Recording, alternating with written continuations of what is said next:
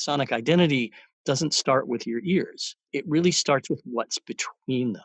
So having an understanding of sound science is really important so that you can understand the impact sound has on perception and behavior and what we can do sonically to kind of stack the deck to align brand intent with consumer perception. And there's also the sound art piece of it, which is really about the creativity.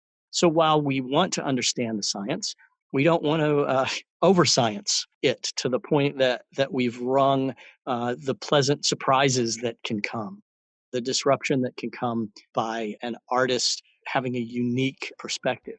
So it's really about what I call audio alchemy, which is blending this sound science with this sound art. And when you get it right, it literally does feel like magic. Today on the Sound and Marketing Podcast, I have the pleasure of interviewing Steve Keller. I've had the pleasure of chatting with him several times, once over lunch, and I'm excited for you to hear what he has to say. Steve has a truly unique voice in this sound environment, and he has caused me to think in all new ways. Steve Keller is the Sonic Strategy Director for Studio Resonant at Pandora, an audio-first consultancy that makes stuff.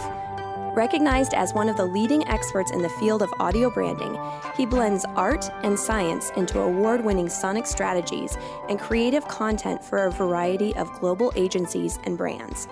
With a degree in psychology and over 30 years of experience in the music and advertising industries, Steve's work explores the ways music and sound impact consumer perception and behavior. Recent experiments have examined cross-modal connections between sound and taste, the existence of audio archetypes, how bias impacts the aesthetic judgments of advertising professionals, and the impact of music, soundscapes, and noise on healthcare experiences. He is the recipient of the iHeart Radio Scholarship for Leadership in Audio Innovation and is currently completing an executive MBA through the Berlin School for Creative Leadership, focused on how brands can more effectively measure and predict returns on audio investments. Welcome to the Sound and Marketing Podcast, Steve. Hi there. I'm so happy to be there. And thank you for that introduction. I'm kind of blushing at hearing all of that. No, you're a smart guy, and I'm not the only one saying it. So I'm delighted for someone who hasn't heard some of your knowledge to get to experience it through the podcast. So why don't we just kind of dig right in, because you're in the thick of the sonic branding culture right now. What have you been seeing generally people interpreting sonic branding as? Well, I've been doing this work for quite a few years now. I mean, I certainly wasn't the first, but I was an early proponent and an adopter in the field. So, over the course of 15 years or so of my own personal practice, I've found that there are some things that change and some things that haven't. So what's changed are the levels of conversation. I mean, the fact that you and I are having this conversation, that I spend a lot of my time traveling all over the country, working with brands on strategy and identity. There's a lot more conversations in this space. That's the good news. The bad news is that old habits die hard. So I very often kind of set the stage with talking about a few observations. The first observation is that sound moves us. Nobody debates that. We understand the power of sound. It's why we use it in advertising and in messages and in brand experiences. The second observation is that even though we understand that power, we undervalue it as an asset. We'll build standards around our visual aspects of the brand, our type styles, our tone of voice. And usually when we use that word, we mean, from a copy perspective.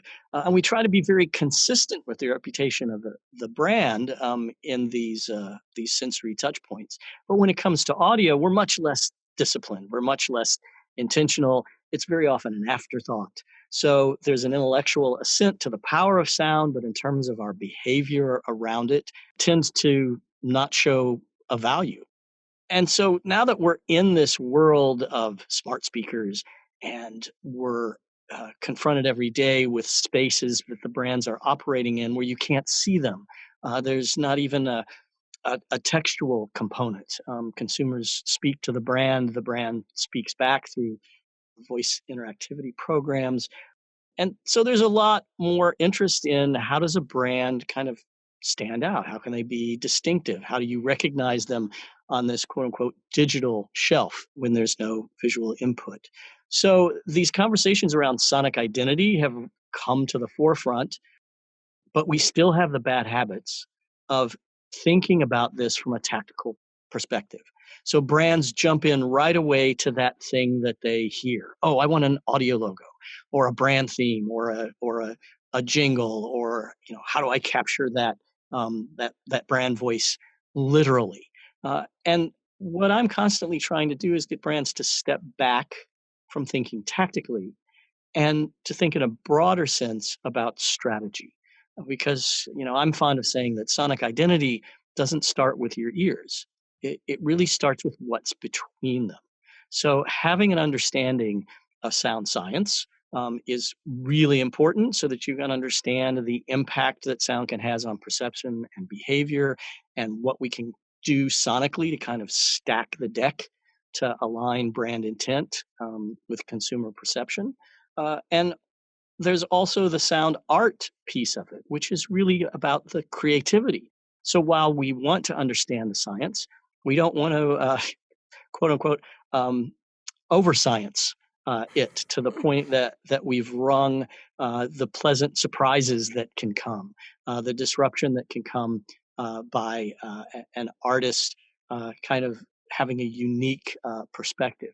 So it's really about what I call audio alchemy, which is blending this sound science with this sound art. And when you get it right, it literally does feel like magic, even though we know it's not magic.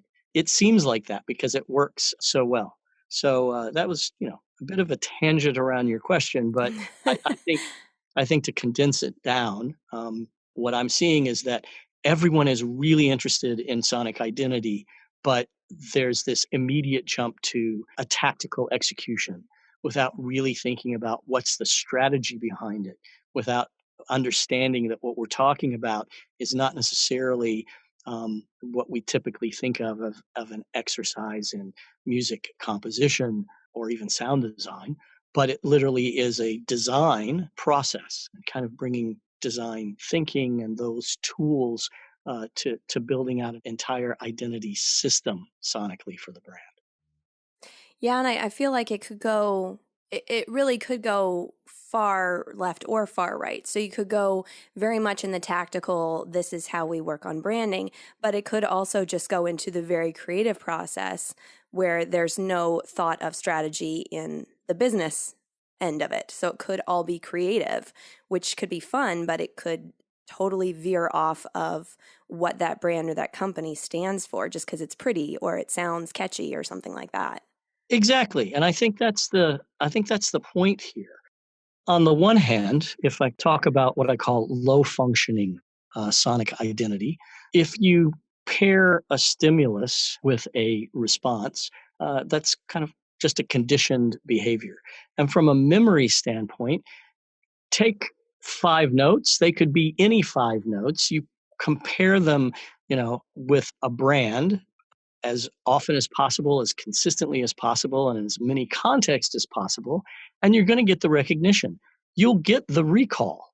But long term, if we're thinking about how can we fuse this identity or sonic DNA, if you will, into other parts of the brand ecosystem, how is it something that's not just at the end of a commercial? How is it something that's part of a brand experience or part of functional sound, or used in a way that may push for certain behaviors? That's something that's far more intentional in design and isn't simply about slapping 5 notes or coming up with a jingle that you're basically drilling into the heads of consumers. So the lower functioning audio branding tends to be more of just a creative approach. Give me something, hey, we all like it, we'll use it consistently and consumers will recognize it. Compare that with what I call the higher functioning sonic identity, which is really more about how are we creating something so that in every consumer touch point where there's an audio component, consumers are able to recognize a feel, an emotion, something that's a little more intangible. They may not be able to even put their finger on it. It could be those 5 notes that they recognize, but it could also be just the feeling that they get from walking into a space and how that space sounds. And that gives you far more opportunities for long term emotional building in your brand, building equity into the brand that way. And all the research shows that in terms of the financial returns, that's where you get the biggest bang for your audio bucks. It's in that long term emotional brand building. So I've referenced this book before, but I'm going to reference it again because you were talking about how one way of doing it is like creating a sound that you can't quite put your finger on, but you just know that that it is that brand. There's a book called Brand Sense: Sensory Secrets Behind the Stuff We Buy by Martin Lindstrom, and he actually talks about Singapore Airlines and how they have a distinctive smell, and they've actually talked to I don't know if you call them patrons or consumers, people that have ridden on Singapore Airlines before, and ask them to describe the smell. And they can't. They just know that's what you smell when you're on this airline. So I think that there's a truth in that because, yeah, they if they were to re-experience whatever the smell is that Singapore Airlines does, if they were to re-experience it somewhere that was not the airlines, it would immediately bring them back to whatever their experience was when they were flying. So, yeah, I think that if we could do that musically or sonically, that's amazing. Well, and I think this is an important point. Martin's comment around Singapore Airlines and the smell is really kind of getting to multisensory components. And this is another thing that we often forget about when we jump to the tactics and we don't think strategically. Sound doesn't happen in a vacuum. I mean, that literally, that's true. Nobody hears you scream in space. But sound works with all of our senses. And there's all kinds of fascinating research in the field of psychophysics, which is really about how we perceive reality based on sensory input. So you can't think of sound apart from all the other senses as well. We have research where, you can match certain sounds with scent, sounds with taste. Certainly when we think about, visuals and thinking about congruency there. Even the design of a product itself and thinking about how a product looks, how would we translate that into sound that's congruent? Because when we do that and we make those associations with sight, sense, our sense of smell, with sound, with haptics or textures, if we get that congruency and that through point, all the research shows is there's an explosion in the customer experience. We're drawn to those kind of congruent experiences. Well, I feel like using the senses is like the most sincere representation you can do because it's actually drawing upon a person's like I don't even know what the right word is, but psyche, their body, their cellular level. It's not just like this external experience. It goes internally into you. Yeah, I mean we're kind of tapping into kind of probably some ancient evolutionary things around sound and why in terms of this idea of cross modalism or our senses crossing that we talk about sound very often in different kind of languages. We talk about high pitches and low pitches, which is very spatial, and yet we understand what we mean by that. We might taste something or hear a piece of music and say, "Oh, that sounds sweet," and we're describing the music in flavor components. And all the research does is kind of dissect that a little bit and help us understand, well, what does sweet really sound like? And if we understand that, we can use sound to prime our brains, if you will, and magnify certain flavors. We've done a lot of work in this field as well, where we're kind of shaping your perception of flavor by what we're putting in your ears, and not just by what we're putting in your mouth.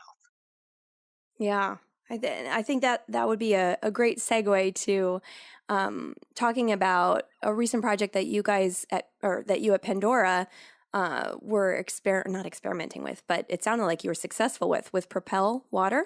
Can you Yes. describe what that situation was, that case study? Sure, and you're absolutely right. There was experimentation involved, but Propel came to us, and they were looking for a unique activation around their brand that involved sound, and we wanted to do something that was a little bit more than just, well, how do we come up with a playlist for their event? What could we do that was even more interesting?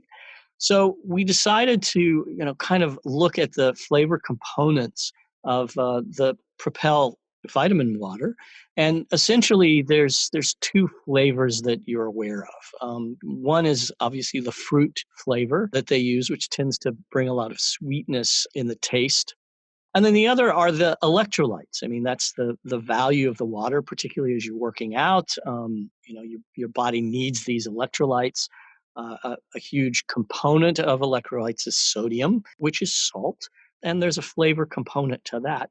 So we wanted to play with this idea of cross modalism, and could we impact the flavor of Propel with soundscapes that were designed to bring out the flavor of the fruit or the flavor of the electrolytes. So we worked with a researcher friend of mine who's now at the Department of Food Science at Aarhus University. And we teased out the first experiment was through a survey, exposure to different sound elements, trying to tease out what we call the sonic seasonings in terms of pitch, frequency, white noise, tempo, rhythm, all these building blocks, what people would tend to kind of naturally associate with saltiness.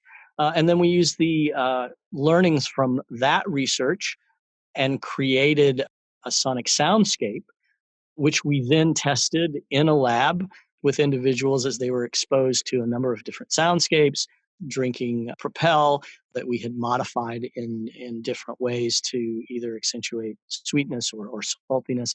And the outcome of all of that was we wound up with a soundtrack that, through the research, we knew could impact perception of sweetness, and another soundtrack that we knew would emphasize the electrolytes or this flavor of salt.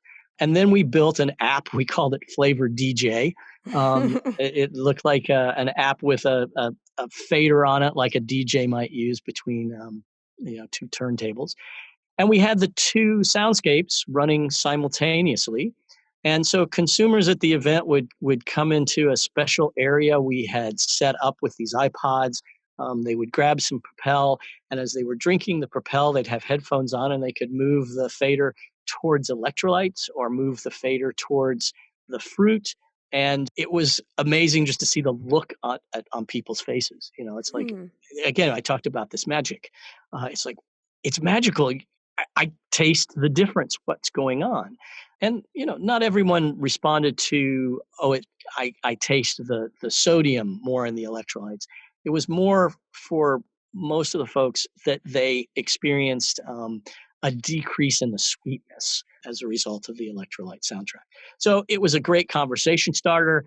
The brand could talk about the electrolytes. We could talk about, the power of this blend. We could talk about natural phenomenon that's happening, and ways that they could even apply some of this research in their lives and in health settings.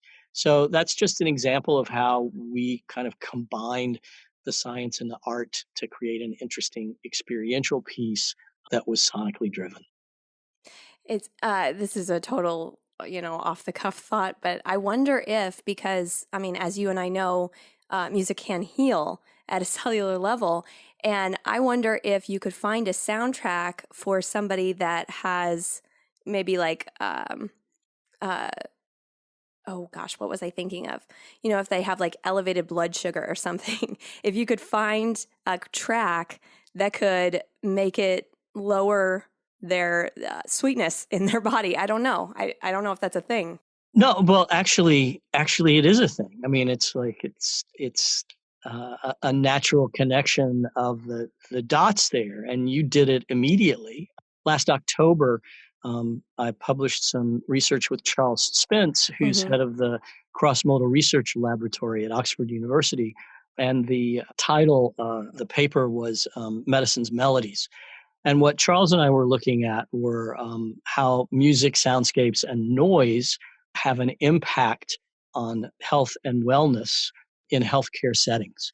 So, one of the things that we looked at was experience, the patient experience, and how it affected that. But we also, looked at all the research around how sound can affect outcomes. And one of the things that we talk about is this idea from a nutritional standpoint, how we might use sound to encourage people to eat more if we need to do that to kind of increase their caloric intake. And we also mention diabetic patients. And again, the fact that if we need to cut sweetness out of something, certainly there are all kind of substitutes that have been created from a flavor perspective that are additive. But could we do this even in a natural way, just through soundtracks that kind of heighten this perception of sweetness? Working with cancer patients who have very often, because of treatments like chemotherapy, it has an impact on their sensory systems. And so, can we use sound to hack that in a different way and perhaps bring flavor and pleasure back to an experience of food that can sometimes be lost because of the chronic treatment? So you're absolutely right, and I'm particularly fascinated in how we can use what we're learning, from a brand and marketing perspective in a way that's purposeful and meaningful and is beyond just selling something. It's about bringing something that's of value to an individual's life or to a community and treating it as a sonic intervention, if you will, in those cases. I hope you enjoyed today's episode of Sound in Marketing. Check back next week for part 2 of my interview with Steve Keller of Pandora. You're not going to want to miss it. You can also follow and subscribe to the Sound in Marketing podcast on iTunes, Spotify, Google Play, iHeartRadio, Pandora, and Stitcher. And don't forget to share it with your friends. For inquiries on producing and developing your own podcast, or for inquiries on sonic branding and sonic branding consultation availabilities, you can find me at Dreamr Productions. That's DREAMR Productions.com, LinkedIn, and Facebook. You can also email me at Jeanna, JEANNA, at dreamrproductions.com. All links will be provided in the show notes. This episode was produced by Dreamr Productions and hosted, written, and edited by me, Jeanna Isham. Let's make this world of sound more intriguing, more unique, and more on brand.